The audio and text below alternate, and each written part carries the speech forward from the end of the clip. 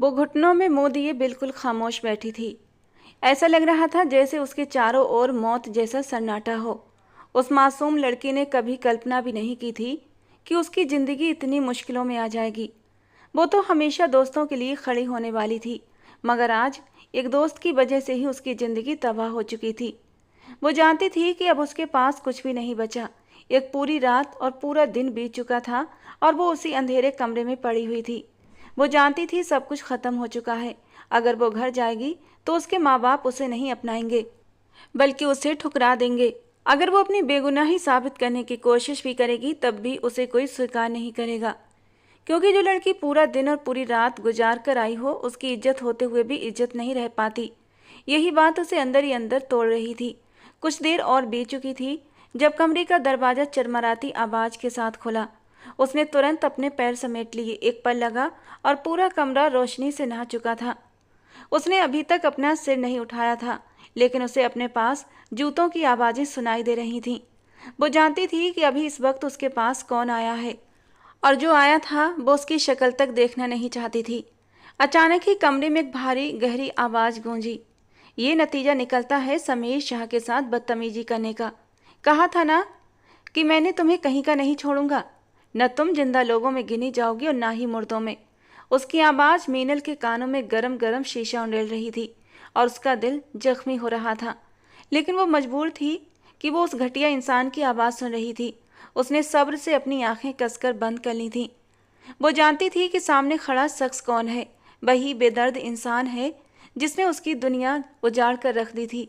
अचानक ही समीर ने उसके खूबसूरत घने बालों को अपनी मुट्ठी में लिया और झटके से उसका सिर उसके घुटनों से ऊपर उठाया। उसकी पहली नज़र समीर के चमचमाते जूतों पर पड़ी थी और फिर उसने समीर शाह का खूबसूरत चेहरा देखा, जहां एक दिलकश तंजिया मुस्कान थी। लेकिन मीनल को ये मुस्कान जहर लग रही थी। उसका खूबसूरत चेहरा घिनौना महसूस हो रहा था। मीनल की आंखों में अपने लिए नफरत और गुस्सा देखकर समीर का खून गुस्से के मारे फिर से खौल उठा था। बिना कुछ सोचे समझे समीर ने एक थप्पड़ मासूम सी मीनल के चेहरे पर रख दिया। वो उसकी ताकत सहन न कर पाई और उसी पल जमीन पर गिर पड़ी। वो उसके सामने घुटनों के बल बैठ चुका था। उसे कलाई से पकड़कर एक झटके से उठाकर अपने सामने किया। उसके सफ़ेद दूधिया चेहरे पर उंगलियों के निशान साफ दिखाई दे रहे थे। कोई इंसान होता तो शायद पिघल जाता, लेकिन वो समीर शाह था। उसके सीने में दिल नहीं बल्कि एक पत्थर था जिस पर किसी के एहसास का कोई असर नहीं होता था। वो सिर्फ अपनी अना, अपने घमंड में चूर रहता था। एक हाथ से उसके हाथ को थामे तो दूसरे हाथ से उसके हाथ को धीरे धीरे सहलाते हुए वो अजीब से अंदाज में बोल रहा था, इसी हाथ से तुमने मेरे चेहरे पर थप्पड़ मारा था ना? आज मैं तुम्हें दिखाऊंगा इस थप्पड़ का अंजाम क्या होता है। ये कहते कहते उसने मीनल के कांपते हाथ पर अपने दहकते होंठ रख दिए थे और मीनल को ऐसा लगा जैसे उसे करंट लगा हो। उसकी आंखें डर से बड़ी बड़ी हो गई थीं। पूरा वजूद कांपने लगा था। उसे ये तो अच्छे से अंदाजा हो गया था कि समीर उसे यहाँ लेकर आया है तो जरूर उससे अपने थप्पड़ का, अपनी इंसल्ट का बदला लेगा। लेकिन इस तरह आते ही जो इरादे उसने समीर की आंखों में देखे थे, उसका दिल कांप उठा था। उसने तुरंत ही अपना हाथ खींच लिया और डर से सिमट कर बैठ गई, जबकि समीर एक जोरदार कहकहा लगाकर हंस पड़ा था। वो उसके सामने अब पालती मारकर बैठ चुका था। वो डर से सिमटकर दीवार से जा लगी। उसने दोबारा से मीनल का हाथ अपने हाथों में लिया। बहुत अकड़ है ना तुम्हारे अंदर? हालांकि तुम्हें अच्छे से पता है कि तुम अभी इस वक्त मेरे रहमो करम पर हो। तुम्हें लगता है कि तुम्हारे बचने की कोई राह तुम्हारे पास है? फिर क्यों बेकार में हाथ पैर चला रही हो? वैसे एक बात बता दूं जो तुम्हारे फायदे की है, और वो ये कि अपने दिल से ये वहम निकाल दो कि मैं तुम जैसी मामूली लड़की के करीब आऊँगा। तुम्हारे करीब आना, तुम्हारे साथ रात गुजारना तो बहुत बड़ी बात है। मैं तुम्हें छूना और देखना तक पसंद नहीं करता। तुम्हारी इतनी औकात नहीं कि समीर शाह की संगत में आ सको। कहते कहते उसने जोर से मीनल की कलाई मोड़ दी थी। वो दर्द के मारे सिसक उठी। आंखों से बेहिसाब आंसू बहने लगे। उसे अपने किए पर पहली बार पछतावा हुआ था। भगवान के लिए समीर, मुझे माफ़ कर दो। मेरी ही गलती है। मैं इस बात को स्वीकार करती हूँ और तुमसे माफ़ी मांगती हूँ। अगर तुम कहो तो मैं पूरी यूनिवर्सिटी के सामने भी तुमसे माफ़ी मांग लूँगी, लेकिन भगवान के लिए मुझे माफ़ कर दो। आंखों के आंसू अपनी हथेलियों से साफ करती वो बेबसी से समीर को किसी तरह मौम करने की कोशिश कर रही थी, जबकि समीर ने एक जोरदार कहकहा लगाया था। वो मीनल को देखते हुए बोला, ये तो तुम्हें करना ही पड़ेगा। अगर तुमने ऐसा न किया तो तुम्हारे साथ साथ तुम्हारा वो बेचारा सा बाप भी। समीर ने अपनी बात अधूरी छोड़ दी और उसकी बात का मतलब समझकर मीनल ने दर्द से अपनी आंखें बंद कर लीं। समीर ने एक ठंडी हंसी के साथ कहा, वैसे एक बात कहूँ, तुम्हारी फैमिली तुम्हें बहुत बुरा भला कह रही है, खासकर तुम्हारा वो भाई जिसकी वजह से तुम इतनी अकड़ती फिरती थी। उसी ने पुलिस से कहा है कि तुम अगवा नहीं बल्कि अपने किसी आशिक के साथ भाग गई हो।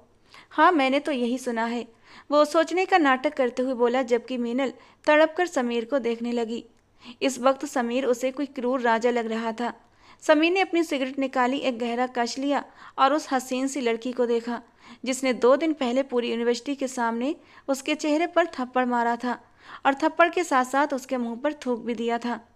बस एक गलतफहमी की वजह से उसे बेइज्जत किया था, और भला वो ऐसी लड़की को कैसे माफ कर सकता था। खड़ी हो जाओ, अब तुम्हारे चलने का वक्त हो गया है। मेरा मकसद तुम्हें एक दिन और एक पूरी रात घर से गायब करने के बाद वैसे ही पूरा हो चुका है, लेकिन 2 दिन बाद यूनिवर्सिटी में सबके सामने तुम मेरे कदमों में बैठोगी और मुझसे माफ़ी मांगोगी। अगर तुमने ऐसा नहीं किया तो मैं वादा करता हूँ, जो मैंने अभी नहीं किया वो बाद में करने से बिल्कुल भी परहेज नहीं करूँगा। ये कहते ही उसने मीनल का बाजू कसकर पकड़ लिया और खींचते हुए बाहर ले गया। पोर्च में खड़ी गाड़ी की ओर धकेलते हुए गाड़ी के अंदर मौजूद अपने खास ड्राइवर से बोला, जाओ इसे इसके घर के पास छोड़कर आओ। अगर ज़्यादा बकवास करे तो मुझे बताने की ज़रूरत नहीं कि क्या करना है, आगे तुम खुद समझदार हो। इस वक्त समीर शाह की आंखें गुस्से की वजह से लाल हो रही थीं। अपनी बात कहकर वो बिना रुके अपने मेंशन के अंदर चला गया था। मीनल ने आंसू भरी निगाहों से समीर की पीठ को देखा, फिर अपने आंसू पोंछे और गाड़ी में बैठ गई। 2 दिन से उसने कुछ भी नहीं खाया पिया था। भूखी प्यासी वो बहुत कमजोरी महसूस कर रही थी, लेकिन उसने खुद को संभाले रखा। उसने तुरंत अपना दुपट्टा अपने चारों ओर लपेट लिया। उसे अपनी फैमिली और अभी पूरी दुनिया का सामना करना था। उसे सबको अपनी बेगुनाही का सबूत देना था। वो जानती थी कि अब उस पर बहुत सी उंगलियां उठेंगी, लोग उसे गलत ठहराएंगे, लेकिन उसे भरोसा था उसके पापा उसका साथ कभी नहीं छोड़ेंगे। भले ही वे एक मामूली इंसान थे, लेकिन मीनल के लिए उसके पापा ही उसकी पूरी दुनिया थे। गाड़ी तेजी से सड़क पर दौड़ रही थी। वो बाहर देखती हुई आंखों के आंसू पोंछती हुई अपने भगवान से प्रार्थना कर रही थी कि जब वो अपनी फैमिली से मिले तो वे उसे अपनाने से मना न करें, बल्कि उसे गले से लगा लें, उसके टूटे दिल को समेट लें, उसके जख्मों पर मरहम रख दें। थोड़ी देर बाद गाड़ी एक झटके से उसके मोहल्ले के पास रुकी। ड्राइवर ने हमदर्दी भरी नज़र से उसकी ओर देखा और बहुत ही नरमी से कहा, बहन आप जाइए, मेरा दिल आपके आंसू देखकर खुद ही अंदर अंदर रो रहा है। आपको देखकर मुझे अपनी बहन की याद आ गई। मैं आपके लिए भगवान से प्रार्थना करूंगा कि आपका आगे का सफ़र आसान हो जाए, लेकिन एक सलाह ज़रूर दूंगा, कभी भी इन अमीर लोगों से मत उलझना। ये इंसान नहीं बल्कि पत्थर दिल जल्लाद होते हैं। इनके सीनों में गरीबों के लिए कोई हमदर्दी, कोई एहसास नहीं होते। ड्राइवर ने बहुत ही नरमी से गाड़ी का दरवाज़ा खोलकर मीनल को बाहर आने के लिए कहा था। मीनल ने आंसू भरी निगाहों से ड्राइवर को देखा और सिर हिलाकर गाड़ी से नीचे उतर गई। वो उस ड्राइवर से क्या कहती कि अब कोई प्रार्थना, कोई हमदर्दी उसे इस दुनिया में रुस्वा होने से बचा नहीं सकती थी। उसका हर कदम लड़खड़ा रहा था।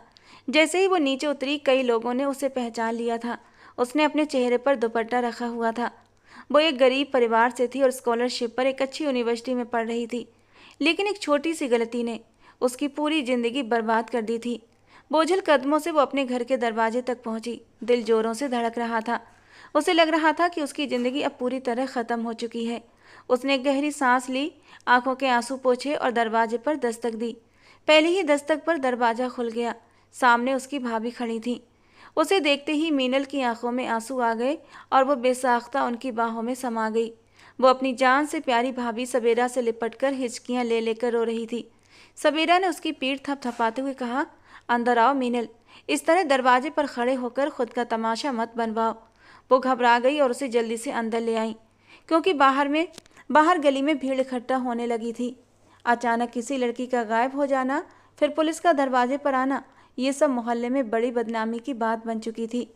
उसके बड़े भाई बिहान ने तो गली में सबके सामने उस पर इल्जाम भी लगा दिया था कि वो किसी आशिक के साथ भाग गई है। जैसे ही वो अंदर पहुंची, उसके पापा, भाई बिहान और उसकी माँ शारदा जी भी बाहर आ गई थी। मीनल अभी तक सबेरा से लिपट कर रो रही थी। जब उसने अपने पापा की कांपती आवाज़ सुनी, मेरी बच्ची, मेरी मीनल, उसने सिर उठाया तो देखा उसके पापा उसके सामने खड़े थे। वो बिना सोचे समझे उनकी ओर लपकी और उनसे लिपटकर इतना रोई कि वहां मौजूद सभी की आंखें नम हो गईं।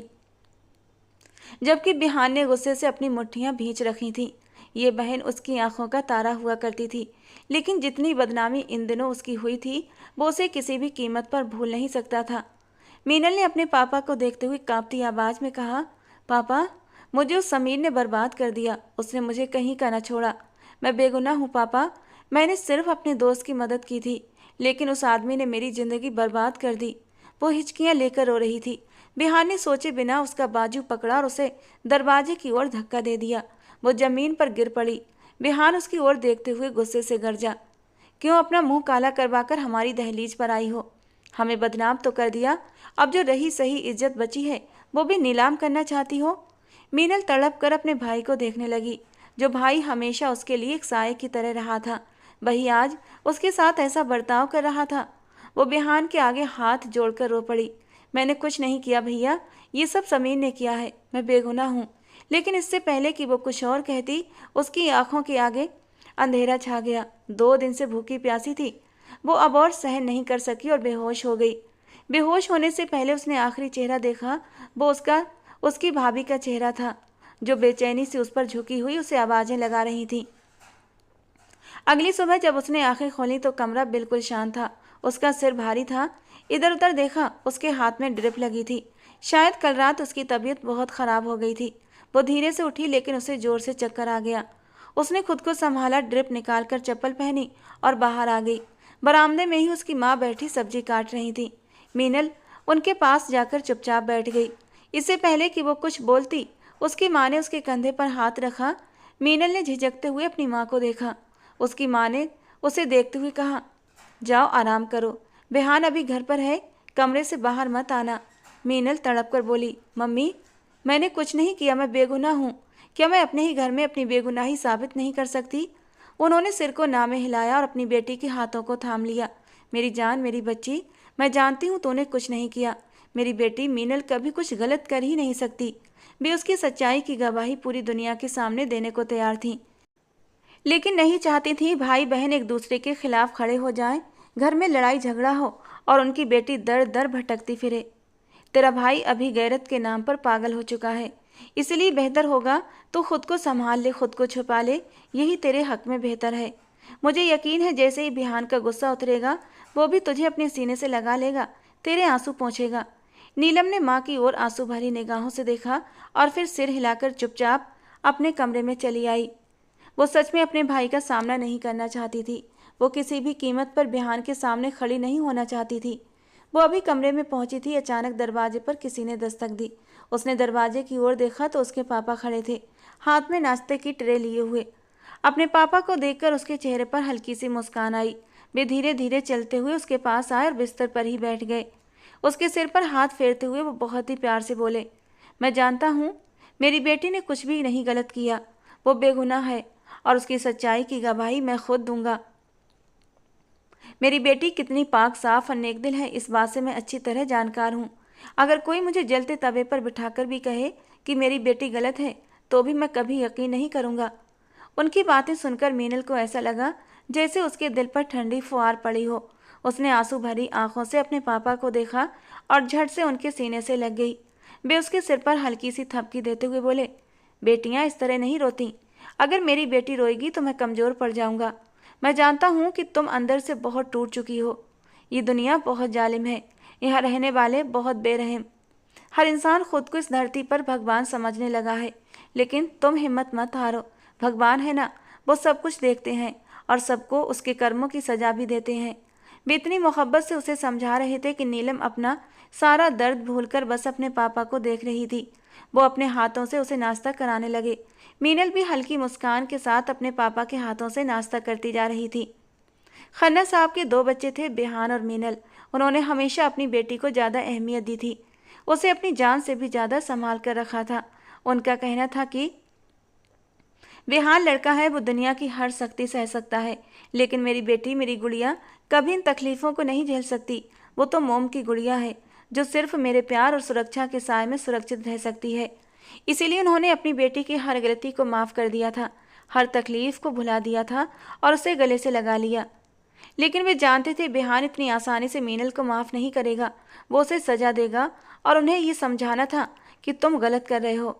जब तुमने अपनी बहन को हमेशा हथेली का छाला बनाकर रखा है तो अब उसके बुरे वक्त में भी उसके साथ खड़े रहो। अगर परिवार के अपने ही लोग एक दूसरे के खिलाफ हो जाएं तो कोई भी बच्चा कभी तरक्की नहीं कर सकता। वो अपनी बेटी की पहचान किसी भी कीमत पर खोना नहीं चाहते थे। वे मीनल को टूटता हुआ नहीं देख सकते थे। उन्होंने खुद से वादा किया था कि किसी भी हाल में अपनी बेटी को फिर से पूरे आत्मसम्मान के साथ खड़ा करेंगे। कहते हैं ना, जब बाप अपनी बेटी के साथ खड़ा हो जाए, उसका सहारा बन जाए, तो कोई भी उसकी तरफ आंख उठाकर देखने की हिम्मत नहीं कर सकता। पूरा दिन सामान्य रूप से बीत गया था। मीनल अपने कमरे में ही बंद रही थी। समय पर उसकी माँ उसके लिए खाना ले आई थी। उसने सवेरा का बहुत इंतजार किया था। कहने को सवेरा उसकी भाभी थी, लेकिन सबसे अच्छे दोस्त से कम नहीं थी। इसी वजह से वो बार बार अपनी माँ से सवेरा के बारे में पूछ रही थी, लेकिन उसकी माँ हर बार टालती रही। वो अभी व्यस्त है, फुर्सत मिलते ही तुम्हारे पास आएगी। लेकिन मीनल कोई छोटी बच्ची नहीं थी। उसे अच्छी तरह पता था कि उसकी भाभी उसके कमरे में क्यों नहीं आ रही। यकीनन उसके भाई ने ही उसे रोक के रखा था। अगली सुबह जब वो जागी तो कमरे के दरवाजे पर दस्तक हुई। उसने सिर उठाकर देखा।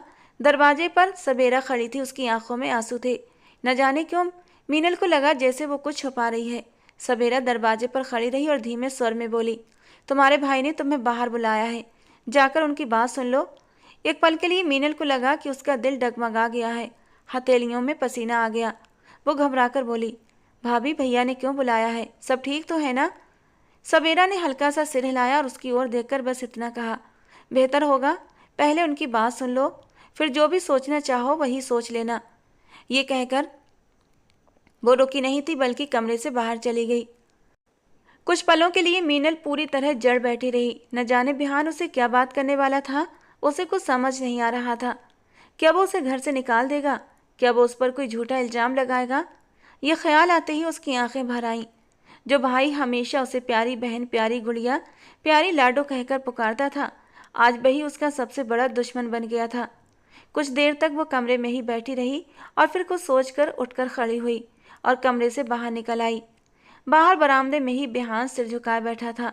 खन्ना साहब भी मौजूद थे और उसकी माँ भी चारपाई पर बैठी थी। मीनल घबराकर उनके पास आई। उसकी आहट सुनकर बिहान ने सिर उठाया। उसे मीनल बेहद कमजोर और बीमार लगी। एक पल के लिए उसकी आंखों में नरमी झलक उठी, लेकिन उसी क्षण उसकी आंखों में वो जलन लौट आई। उसकी आंखों में वो मंजर घूमने लगे जब पुलिस वैन उनके घर के सामने आकर रुकी थी। बिना किसी इजाज़त के पुलिस उनके घर में घुस आई थी और जोर जोर से चिल्लाने लगी, मीनल, मीनल खन्ना। इस तरह अचानक पुलिस के आने पर सब लोग हड़बड़ा गए थे। सवेरा जल्दी से अपनी सास को थामकर अंदर ले गई थी। पुलिस के सामने आकर बिहान भी खड़ा हो गया था और उसने वजह पूछी तो बताया गया कि आपकी बहन ने समीर पर हाथ उठाया है और उसकी लाखों की घड़ी भी चुराई है। उन्होंने आपकी बहन के खिलाफ एफआईआर दर्ज कराई है। उस पल बिहान को कुछ समझ न आया। उसने पूरी तरह से इस बात से अनजान होने का दावा किया और वैसे भी मीनल सुबह की गई थी और अब तक घर नहीं लौटी थी। सब लोग वैसे ही मीनल को लेकर काफ़ी परेशान थे और अचानक अब पुलिस का आ जाना उन्हें और भी परेशानी में डाल चुका था। बिहान तो मीनल को ढूंढ ढूंढ कर थक चुका था और उसे मीनल का कहीं सुराग नहीं मिल रहा था। अगर आपने हमें अपनी बहन के बारे में नहीं बताया तो हम आपके घर की तलाशी लेंगे। आप बेशक तलाशी ले लें, लेकिन मीनल घर पर नहीं है। और पुलिस वालों ने घर की तलाशी ली और मीनल को नहीं पाया। मोहल्ले वालों ने ये सब कुछ अपनी आंखों से देखा था। बिहान बहुत ज़्यादा शर्मिंदगी महसूस कर रहा था। लेकिन अगले दिन पुलिस दोबारा आई थी और तब उसने थक हार कर अपनी बहन पर ही इल्ज़ाम लगा दिया कि वो किसी के साथ भाग गई है। ये शब्द कहते हुए उसे लगा जैसे उसकी जुबान बंद हो गई है, लेकिन वो बेहद मजबूर था। अगर वो उस समय मीनल पर यह आरोप न लगाता तो पुलिस खन्ना साहब और उसे ज़बरदस्ती खींच कर ले जाती। इसीलिए उसने बेबस होकर ये बात बोली थी। अब वो मीनल को देखता हुआ धीरे से बोला, अगर तुम्हें इस घर में रहना है तो हमारे साथ रिश्ते ठीक करने हैं, तो अपने ऊपर लगे इस इल्ज़ाम को भी हटाओ। समीर ने शर्त रखी है कि तुम भरी यूनिवर्सिटी में उसके सामने माफ़ी मांगोगी और मैं नहीं चाहता कि मैं किसी बड़े लोगों के मुंह लगूं। मेरा भी परिवार है, मेरी बीवी है और जल्दी ही मेरा बच्चा इस दुनिया में आने वाला है। मैं अपने बच्चे को दुनिया में आने से पहले ही अनाथ नहीं करना चाहता। इसलिए बेहतर होगा कि कल तुम यूनिवर्सिटी जाओ और समीर से माफ़ी मांगो। तुम्हारे और पूरे परिवार के हक में यही बेहतर होगा। उसने तड़प कर अपने भाई की ओर देखा था। वही भाई जो हमेशा उसे हक के बारे में समझाया करता था, आज वही उसे झुकने पर मजबूर कर रहा था। उसके दिल में आया कि वो अपने भाई को खरी खरी सुना दे, मगर उसने अपनी माँ की ओर देखा जो पीछे बैठी हाथ जोड़ रही थी। उसने अपने पापा को देखा जिनका सिर झुका हुआ था। वो जानती थी कि बिहान ही पूरे घर का खर्चा चलाता है। उसके हाथ में ही घर की सारी जिम्मेदारियां हैं। वो किसी भी कीमत पर अपने भाई का फैसला टाल नहीं सकती थी। उसने कांपती हुई आवाज़ में सिर झुका दिया। ठीक है, मैं कल ही समीर से माफ़ी मांगकर इस मामले को ख़त्म कर दूंगी। ये कहकर वो रुकी नहीं, बल्कि झुके हुए कंधों के साथ अपने कमरे में चली आई। आज उसे अपनी ज़िंदगी के भी हसीन पल याद आए जो उसने अपने भाई के साथ बिताए थे। आज वही भाई उसके खिलाफ था और ये बात उसका दिल तोड़ रही थी। उसे समीर से गहरी नफरत महसूस हो रही थी। पूरा दिन वो इसी उधेड़ बुन में रही कि कल उसे कितनी बदनामी का सामना करना पड़ेगा। वो खुद को हर हालात के लिए तैयार करती रही। वो जानती थी कि उसके लिए कल का दिन आसान नहीं होगा। कई लोगों को इस हरकत के बाद जवाब देना होगा, मगर वो बेबस थी। वो एक गरीब लड़की थी, एक मासूम सी लड़की जिसके लिए इज्जत और सम्मान ही सब कुछ था। उसने गहरी सांस भरकर खुद को हालात के हवाले कर दिया और खुद को हर हालात के लिए तैयार करने लगी। यूनिवर्सिटी जाने के लिए उसने खुद को तैयार किया। एक सादा सा ड्रेस निकालकर वो वॉशरूम चली गई। दिल में आया कि खुद की जान ले ले ताकि सारा किस्सा ही ख़त्म हो जाए। कोई कुछ बोल ही न पाए, मगर इतनी हिम्मत मीनल में नहीं थी। उसने अपना चेहरा धोया, खुद को संभाला और जब बाहर आई तो सामने ही उसके पापा बैठे थे।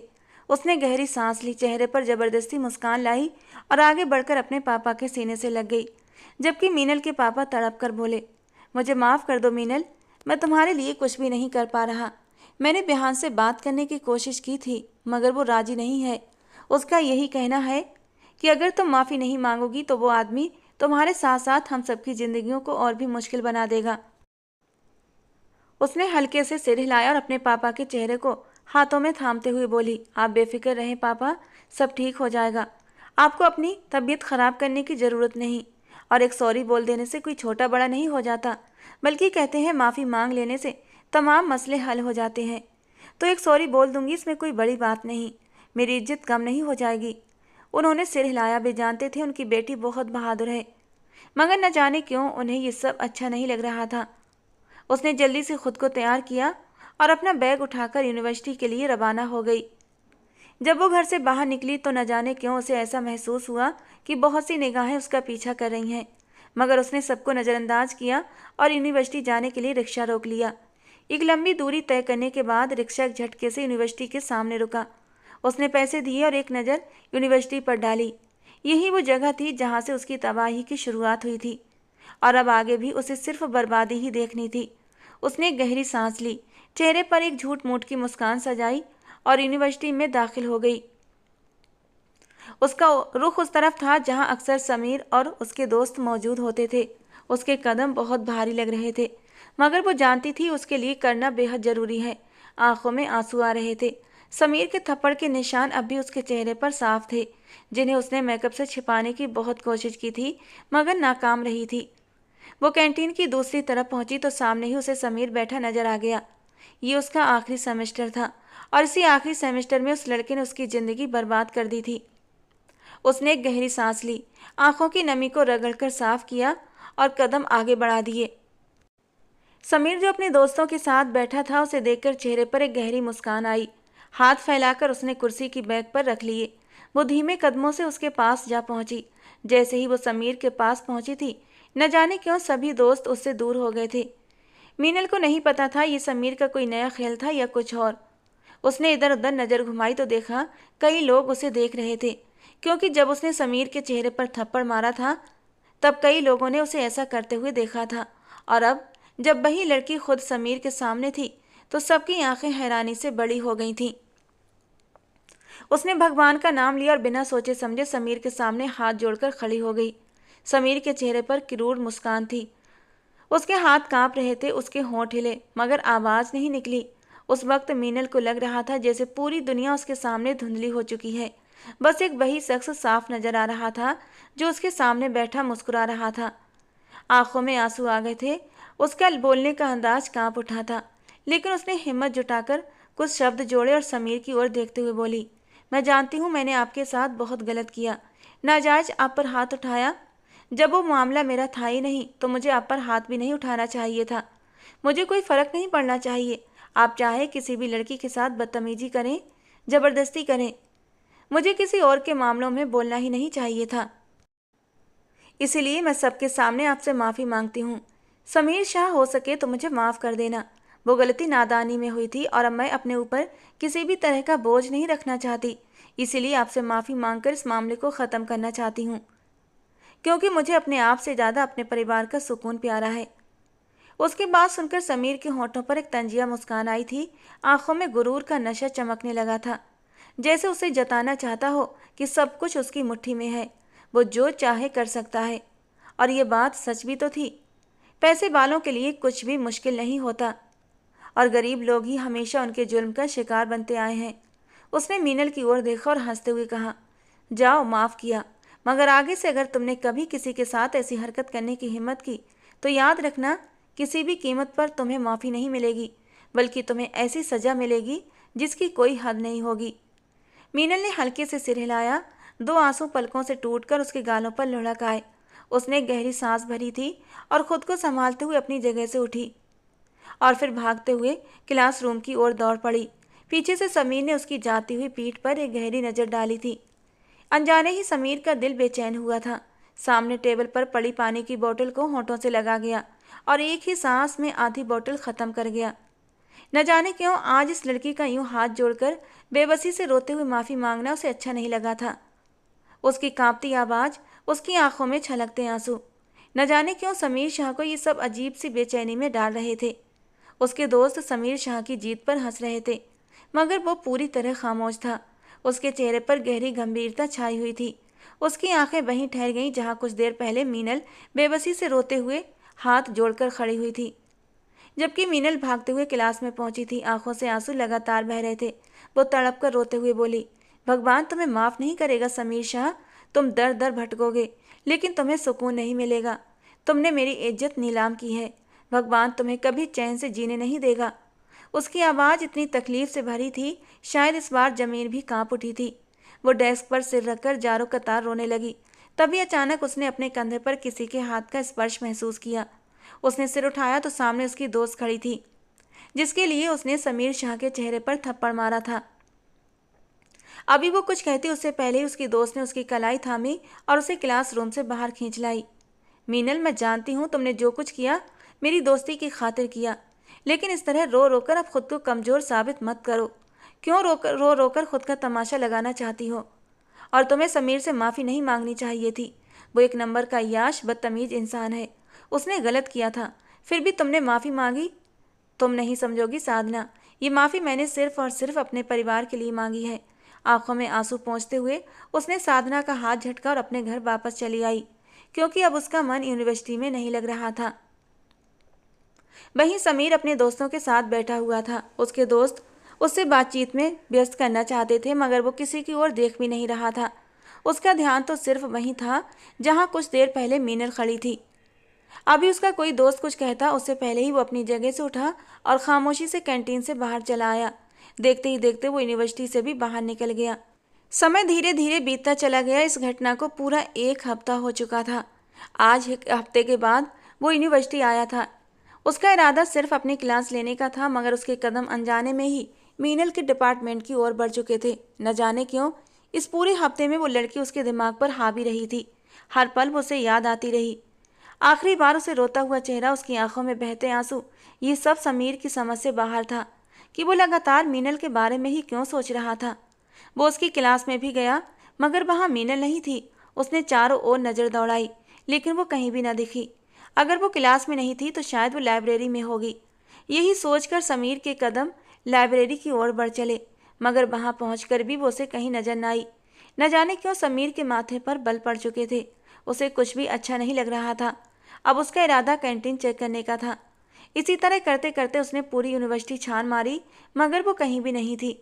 कुछ सोचकर उसने अपने कदम एक बार फिर मीनल के डिपार्टमेंट की ओर बढ़ाए। अब वो सीआर से पूछना चाहता था कि वो लड़की आई भी है या नहीं। जब उसने सीआर से कंफर्म किया तो पता चला कि वो तो पूरे 1 हफ्ते से यूनिवर्सिटी आई ही नहीं है। और ये बात न जाने क्यों समीर शाह को बहुत चुभी थी। वो उसकी क्लास से सीधा कैंटीन में आ गया। उसके दोस्त उससे बातें कर रहे थे, 1 हफ्ते तक गायब रहने की वजह पूछ रहे थे, मगर वो किसी को जवाब नहीं दे रहा था, बस बिल्कुल खामोश बैठा हुआ था। आज उसका इरादा मीनल से मिलने का था, लेकिन जब वो लड़की उसे अपनी आंखों के सामने नहीं दिखी तो न जाने क्यों उसे बेचैनी होने लगी थी। कहने को उस लड़की की वजह से उसकी कितनी बदनामी हुई थी, उसने कितने लोगों के चेहरों पर हंसी देखी थी, मगर उस दिन जब वो उससे माफ़ी मांग रही थी, शायद वही एक पल था, वही एक लम्हा था जब समीर शाह का दिल उस लड़की के लिए बदल चुका था। उसकी आंखों का नज़रिया बदल गया था। मीनल की आंखों से गिरते आंसू न जाने क्यों से अपने दिल पर गिरते महसूस हो रहे थे। यही वजह थी कि वो पूरा 1 हफ्ता तक खुद से भागता रहा, और फिर जब दिल की हालत समझ में नहीं आई तो वो यूनिवर्सिटी चला आया था। मगर यहाँ आकर जब उसे पता चला मीनल पूरे 1 हफ्ते से यूनिवर्सिटी नहीं आई, तो ये बात उसे अंदर तक तकलीफ पहुँचा रही थी। उसने कुछ सोचकर अपने कदम मीनल के घर की ओर बढ़ाए। वो अपनी मर्सिडीज में बैठकर उसके गरीब इलाके में दाखिल हो चुका था। कई लोगों ने उसकी गाड़ी को हैरानी से देखा, मगर उसने सबको नज़रअंदाज कर दिया और सीधे मीनल के दरवाजे तक पहुंच गया। मगर जैसे ही उसकी नज़र दरवाजे पर लगे ताले पर गई, वो एक पल के लिए चौंक गया था। ये लड़की कहाँ चली गई, उसे कुछ समझ नहीं आ रहा था। उसने गाड़ी को रिवर्स किया और अपने घर की ओर लौट आया। दिल अजीब सी बेचैनी में था, आंखों में न जाने क्यों धुंध सी छा रही थी। थोड़ी देर बाद उसने अपनी गाड़ी पोर्च में रोकी और मेंशन में दाखिल हुआ। उसका इरादा अब अपने कमरे में जाकर थोड़ी देर तक आराम करने का था। अचानक उसे अपने पीछे से अपनी माँ की आवाज़ सुनाई दी। उसने पलटकर देखा तो सामने ही मिसेस शाह खड़ी थी। उसे हैरानी से देखते हुए उन्होंने सवाल किया, क्या हुआ समीर, तुम यूनिवर्सिटी नहीं गए? समीर एक पल के लिए उन्हें देखता रहा, फिर नज़रअंदाज करता हुआ खामोशी से अपने कमरे में चला आया। उसका किसी से भी बात करने का बिल्कुल भी मन नहीं था। समय धीरे धीरे बीतता जा रहा था, मगर मीनल का कुछ भी पता नहीं चल रहा था। उसकी हालत बिल्कुल पागलों जैसी हो गई थी। ये लड़की अचानक कहाँ चली गई, उसे कुछ भी समझ नहीं आ रहा था। उसने मीनल के सभी रिश्तेदारों के घर के पते निकलवा लिए थे, मगर वहाँ भी उसका कोई अता पता नहीं था। वो यूनिवर्सिटी के प्रिंसिपल तक पहुँच गया था, उनके जरिए उसने उसे कॉल भी करवाई थी, मगर मीनल की तरफ से कोई जवाब नहीं आया। उसने किसी की भी कोई कॉल रिसीव नहीं की थी, और ये बात अब समीर शाह को बिल्कुल बर्दाश्त नहीं हो रही थी। उसे ज़मीन निगल गई थी, आसमान खा गया था। आखिर वो लड़की चली कहाँ गई?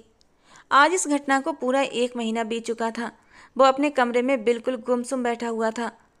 उस एक घटना ने उसकी पूरी ज़िंदगी को बदल कर रख दिया था। उसकी माँ, उसके पापा, उसके लिए सब परेशान थे कि समीर शाह अपनी सारी एक्टिविटीज़ छोड़कर अचानक कहाँ गायब रहता है। उसने पढ़ाई से भी हाथ खींच लिए थे। ना वो जिम जा रहा था, ना ही ठीक से खाना पीना खा रहा था। बस दीवानों की तरह मीनल को ही तलाश कर रहा था। उसके लिए मीनल दिल की धड़कनों की तरह हो गई थी। अगर वो ना मिली तो वो मर जाता। वो खुद को समझा भी नहीं पा रहा था कि उसे क्या हो रहा है। वो बस चाहता था कि किसी तरह उस लड़की को ढूंढ ले और उसे उसे परेशान करे, मगर क्यों, ये बात उसे खुद भी समझ नहीं आ रही थी। अचानक उसके दरवाजे पर दस्तक हुई। उसने नज़र उठाकर देखा तो सामने ही उसके पापा खड़े थे। पैंट कोट में नवीन शाह बेहद खूबसूरत लग रहे थे। वो धीरे धीरे चलते हुए उसके कमरे में आ गए, जबकि समीर बिना शर्ट के सैंडों में सिर झुकाए अपने बिस्तर पर बैठा हुआ था। उन्हें इस वक्त वो बहुत कमज़ोर लगा। उसे देखकर ऐसा लग रहा था जैसे वो सदियों से बीमार हो।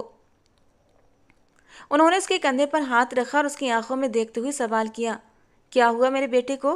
किस चीज़ का रोग लग गया है जो वो अपने कमरे से बाहर नहीं निकलता, दुनिया को देख ही नहीं रहा? तुम्हारी मम्मी बता रही थी तुमने यूनिवर्सिटी और जिम जाना भी छोड़ दिया है। ये क्या मजाक है समीर? मैं कुछ दिनों के लिए बाहर क्या गया और मुझे बिल्कुल अंदाज़ा नहीं हुआ कि मेरा बेटा इतना कमज़ोर हो चुका है। समीर कुछ पलों तक चुप रहा। वो नवीन शाह के बहुत करीब था। अपने दिल की हर बात, हर परेशानी, हर मसला वो सिर्फ अपने पापा से ही शेयर करता था। उसके लिए वो सिर्फ उसके पापा नहीं, बल्कि उसके सबसे अच्छे दोस्त भी थे। उसने नज़रें घुमाकर नवीन शाह को देखा और धीमी आवाज़ में बोला, मुझे वो चाहिए पापा, किसी भी कीमत पर चाहिए। मेरी आंखों के सामने चाहिए, इस कमरे में चाहिए। मुझे उसके आंसू पोंछने हैं। उसे बताना है वो गलत नहीं है। उसे समझाना है कि मैं उसे चाहता हूँ और वो सिर्फ मेरे सामने रहे और मैं उसे परेशान करूँ, खूब परेशान करूँ, इतना परेशान करूँ कि वो गुस्से में आकर मेरे मुंह पर दोबारा से थप्पड़ मारे। मैं यही डिज़र्व करता हूँ पापा। वो लड़की मुझे चाहिए, किसी भी कीमत पर चाहिए। उसकी आंखें नम हो गईं, लहजा रुंध गया। ऐसा लग रहा था जैसे वो अभी फूट फूट कर रो पड़ेगा। नबीन शाह ने उसे हैरानी से देखा। अभी वो कुछ कहते इससे पहले ही समीर बिस्तर पर लेट गया और आंखें बंद कर लीं। नबीन शाह उसके उभरे हुए मसल्स देख रहे थे, जो अब कमज़ोर और ढीले पड़ चुके थे। वो सच में बहुत उदास लग रहा था। वो किस लड़की की बात कर रहा था उन्हें समझ नहीं आ रहा था।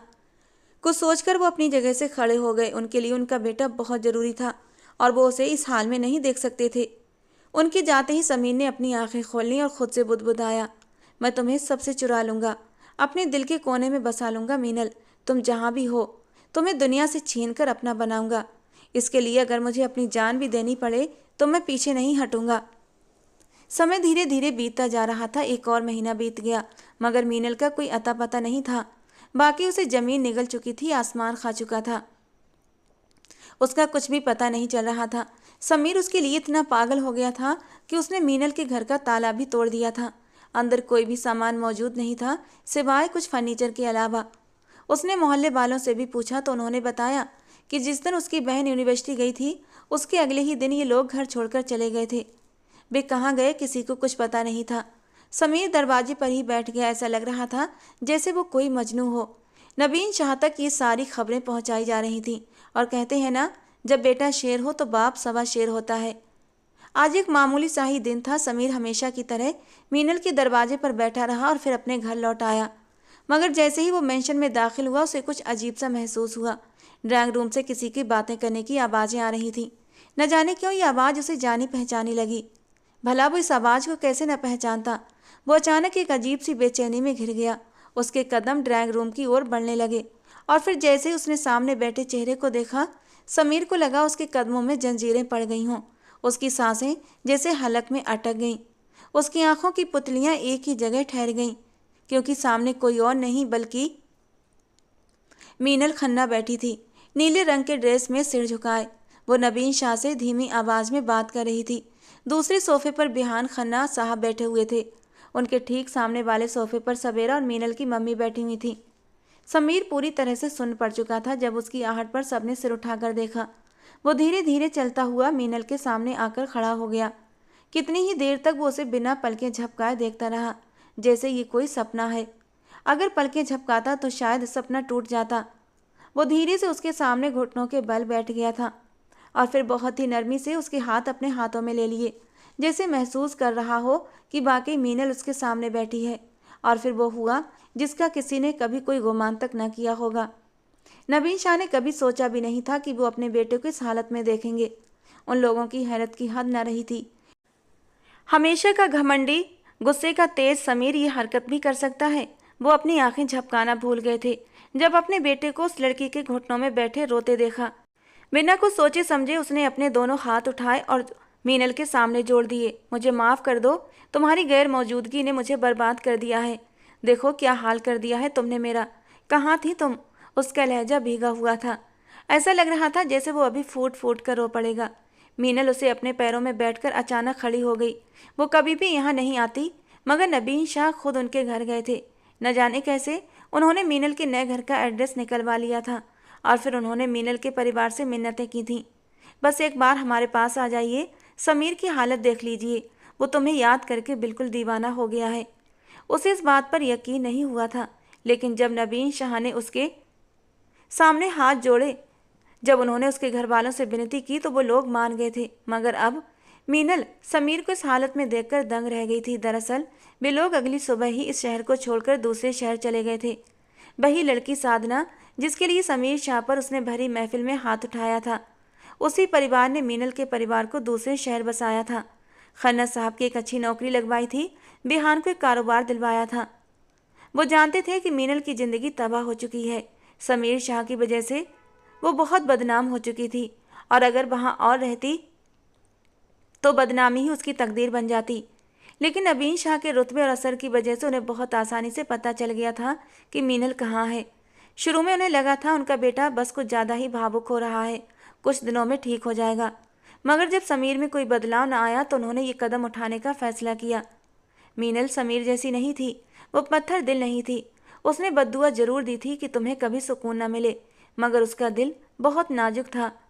अब समीर को इस हालत में देखकर उसकी आंखें भीग गईं। वो सिर हिलाते हुए धीमी आवाज में बोली, कोई बात नहीं समीर, मैंने तुम्हें माफ़ किया। जो हो गया सो हो गया। भूल जाओ मुझे भी और इस बाकियों को भी। ऐसा करो, ऐसा सोचो जैसे कुछ हुआ ही ना हो। मगर वो भूल थोड़ी सकता था। उसे तो इश्क हो गया था मीनल से। एक ऐसा इश्क जिसमें अगर महबूब मिल जाए तो सुकून और ना मिले तो मौत। समीर ने बेख्तियार उसके पैर पकड़ लिए। सब हैरान थे कि उसे क्या हो गया है। और फिर वो बिल्कुल बेताब होकर बोला, मुझसे शादी कर लो मीनल। मैं तुम्हें अपना नाम देना चाहता हूँ। तुम्हें पूरी दुनिया के सामने अपनाना चाहता हूँ। प्लीज़ इनकार मत करना, बस मेरी हो जाओ। तुम्हें दुनिया का हर आराम, हर खुशी देना चाहता हूँ। तुम्हें सबके सामने पूरे सम्मान से खड़ा करूँगा। सबके सामने तुमसे माफ़ी मांगूंगा। सबको बताऊंगा कि तुम बेगुनाह हो, तुमने कुछ भी नहीं किया। मीनल पूरी तरह चुप हो गई थी। उसका ऐसा कुछ भी करने का कोई इरादा नहीं था। मगर फिर जब उसने नज़र उठाकर मिसेस शाह और नवीन शाह को देखा तो वो बिल्कुल चुप हो गई। वे इतने बड़े मिलेनियर होकर उसके सामने हाथ जोड़ रहे थे और उनका बेटा उसके कदमों में बैठा हुआ था। उसने नज़र घुमाकर अपने पापा की ओर देखा। उन्होंने मुस्कुराकर सिर हाँ में हिला दिया और फिर मीनल के चेहरे पर भी हल्की मुस्कान आ गई। उसने समीर के हाथों को अपने हाथों में थाम लिया। समीर, एक बात हमेशा याद रखना, हर बुराई का अंत होता है, हर रावण की मौत होती है। मैं तैयार हूँ तुमसे शादी के लिए, लेकिन बस एक शर्त है, अपने अंदर से इस घमंड को ख़त्म कर देना, वरना मैं कभी तुम्हारी नहीं हो सकती। और फिर समीर खुशी से बेकाबू हो गया था और मीनल को कंधों से पकड़कर अपने सामने खड़ा कर लिया। कितनी ही देर तक वो उसे देखता रहा और फिर बेख्तियार खींचकर उसे अपने सीने से लगा लिया। उसे ये भी होश नहीं था कि अभी मीनल के और खुद उसके घर वाले उसके आसपास मौजूद थे। और जब नवीन शाह ने खांसते हुए सब लोगों की मौजूदगी का एहसास कराया तो वो एकदम शर्मिंदा हो उठा था और जल्दी से मीनल को खुद से दूर कर दिया। मुझे तुम्हारी हर शर्त मंजूर है मीनल, वो खुशी से चहकते हुए बोला था। यही मीनल की जीत थी। बेशक जब किसी को सच्चा इश्क हो जाता है तो वो अपना रुतबा, अपनी हैसियत सब भूल जाता है, क्योंकि इश्क पागलपन और दीवानगी का दूसरा नाम होता है। तो दोस्तों, आज की हमारी कहानी आपको कैसी लगी कमेंट बॉक्स में ज़रूर बताना। पसंद आई हो तो प्लीज़ लाइक करना। रोज़ एक नई रोमांटिक कहानी सुनने के लिए हमारे चैनल को सब्सक्राइब करना। मिलते हैं दोस्तों अगली कहानी में।